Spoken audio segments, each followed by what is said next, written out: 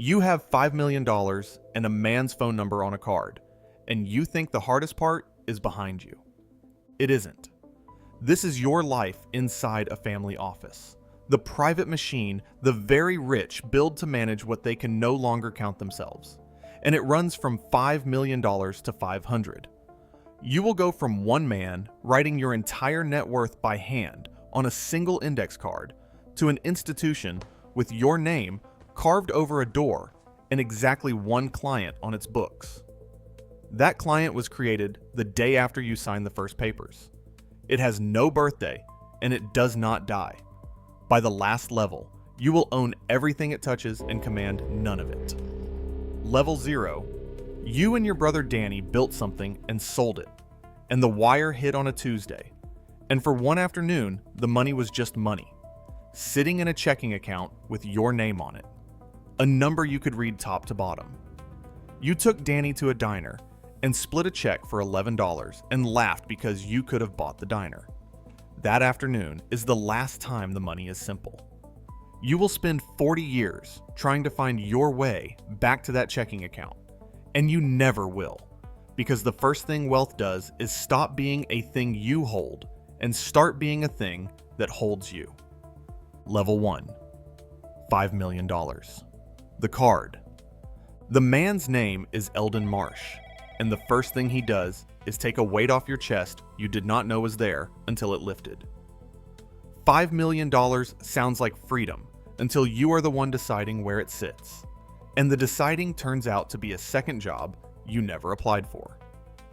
Marsh sits across from you in a building with no sign on it and explains that people like you do not manage money.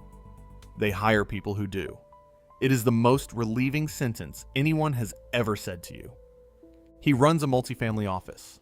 You are one of 40 families he serves, which stings for about a day until you understand it as a discount on a thing you could not otherwise afford.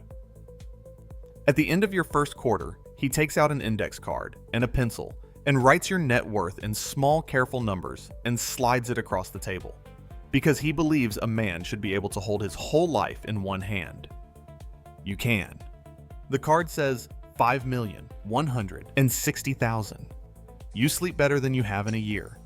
You also sign a discretionary management agreement that afternoon. You read the first page and trust him on the other 9. You get to page 2. The language changes. Fiduciary, discretionary, binding. Marsh is talking about something else now. Something warm and reassuring. And it is easier to listen to him than to read. So you listen. You initial where he points. That is the first line. You will not notice you crossed it for 11 years. Level 2. $25 million. The team. The money grows the way Marsh promised. In private deals, you are shown but never choose. In companies you will never visit. At $25 million, you are too large for a shared office and too small to be left alone. And Marsh tells you, with something like pride, that it is time you had people of your own. You hire a chief investment officer, a controller, a lawyer who works for no one but you. You buy a house with 11 rooms and live in 4 of them. A man you have never met cleans the pool every Friday. You have swum in it twice. Danny is on his second boat and his first divorce, spending his $5 million the way you would spend a feeling. And when he calls you, cannot tell whether you envy him or pity him, which is its own kind of answer. The cost arrives quietly. The evening you ask Marsh what you are worth, and he does not know off the top of his head. Neither do you. The number now lives across 9 accounts and 3 entities, and a trust that holds the house, and no single human being can write it on a card anymore. The card still comes every quarter, but it is printed now, and the figure on it is an estimate with an asterisk.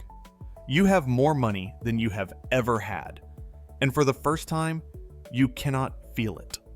It has become weather, and you have lost the ability to point at it. Level 3.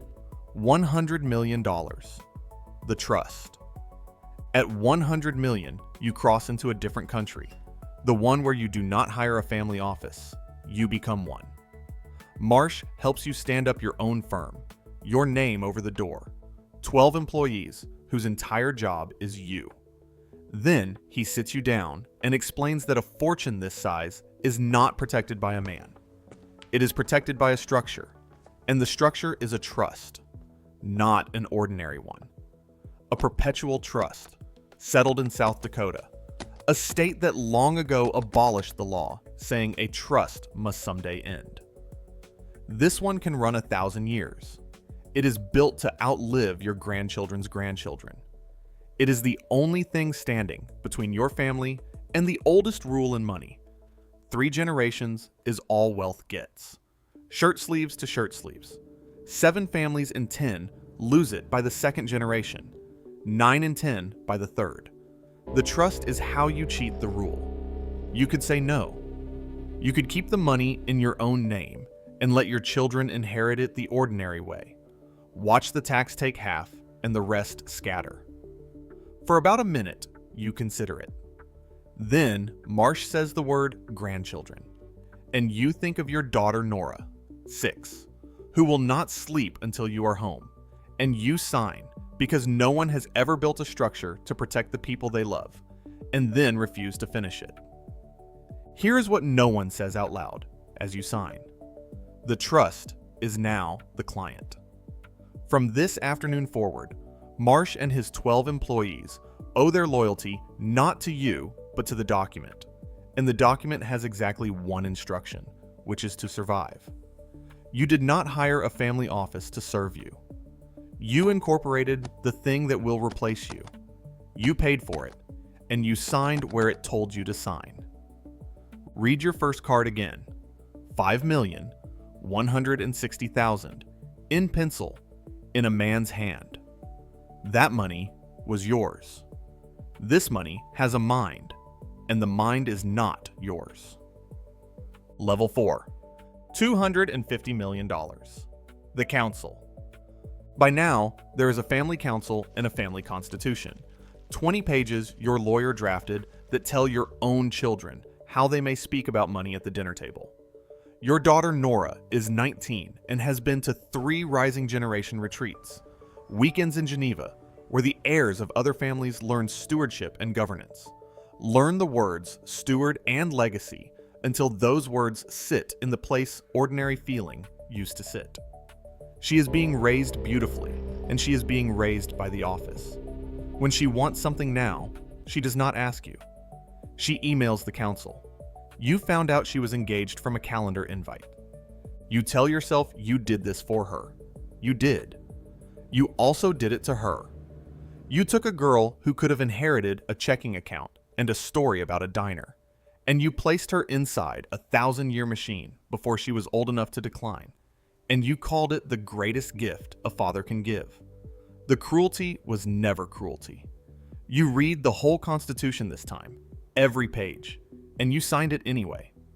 You got all the way to the last line, and you signed. Danny calls during the council meeting that ratifies the Constitution. You watch his name light the phone, and you let it ring, and you tell yourself, it is the meeting. And here is the thing done to you. From above, by the document you made. You want to give Nora $10 million for a company she dreams about, and the answer comes back, polite and final, that the structure does not permit a distribution that size to a beneficiary under 25. Not Marsh's answer. The trust's answer. You built a king, and then you knelt to it. You are no longer the wealthiest person in your family. The trust is. You just live there. You sit with that for a long time. The office is very quiet. Level 5, $500 million. Everything. At $500 million, you arrive at the place the whole climb promised. And the place is a kind of weightlessness. There is nothing you cannot have, and nothing that is yours. The house is owned by the trust. The art bears your name and answers to a board. You set out to build a fortune that would outlast you, and you succeeded so completely that it has already started living without you, the way a grown child does, politely in another room. Danny went bankrupt the year you crossed 300 million. The boat, the bar, the second wife, all of it gone. Back to a rented apartment and a job running someone else's restaurant. By every number Marsh ever wrote, your brother is a failure, and you are a triumph. He is also the only person alive who still calls you by the name you had at that diner. And when the phone lights up with his name, something in your chest does the thing the money stopped being able to do years ago. You go to the office one morning, your office, your name over the door, and a young analyst in his first week does not recognize you and walks you through the firm the way he has been trained to walk visitors through it. He is proud. He gets to the history. The oldest account, he tells you, is a trust opened decades ago, before any of the current families joined, and everything the firm manages is technically an addition to that one original client. He says it the way you would say a fact about the weather. Then someone calls his name and he is gone, before you can tell him that you were the deposit, that the original client he is so proud of was born the day after you signed, and you have spent your whole life feeding it. Marsh sent his last card by courier, by hand, in pencil, the way he always did, except this time the number did not fit.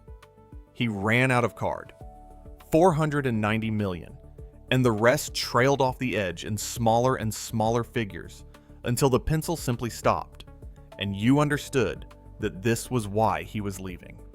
He had built a fortune that no longer fit in a man's hand, and a thing that does not fit in a hand does not belong to anyone. It belongs to itself. That is what this life is. Not a fortune you own, but one you tend, until it grows large enough to be tended by strangers, who will tend it for strangers after them.